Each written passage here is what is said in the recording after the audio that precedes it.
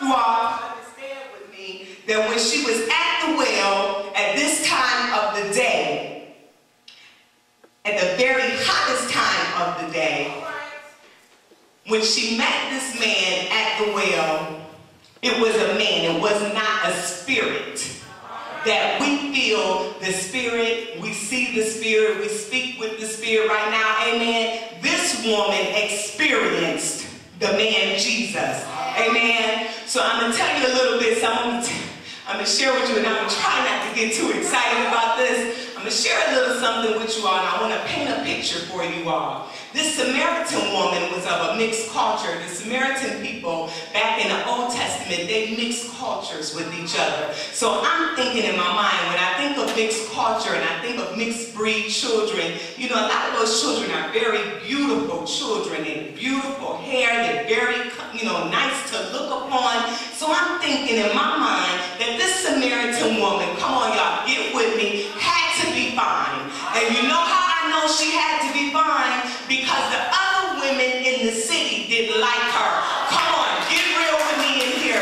And the reason why those other women in the city didn't like her, because she was fine. See, if you're not attractive or if there's not something presentable about you, women don't pay you no attention. They make the most gripe and the most concern when there's something about you that makes them uncomfortable with who they are.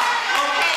Now she got to walk around with a mark upon her forehead to display that she's got some misfortune in her life. So now everybody that sees her sees this red scarlet mark upon her forehead. But come on tonight, how many of you are walking around with a red scarlet mark on your forehead and you know you got some things in your past that should be put on display?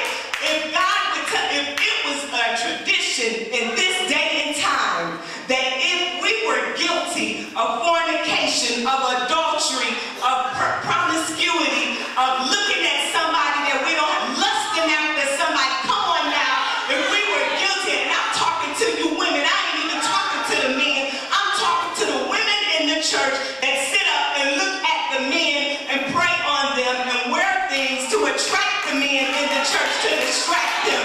If there had to be a mark on your forehead tonight, come on women, keep it real with me. How many of us in here tonight would have a red scarlet mark on our forehead? Be for real, keep it real, okay? How many times did you wear a different shade of lipstick because brother so-and-so was coming to preach in the city, okay? How many times did you change the length of that skirt because you knew that prophet so-and-so was coming into your town and you wanted to make sure that that brother came by and prophesied a word up in your ear on that night? Not necessarily a word from God, but just a word that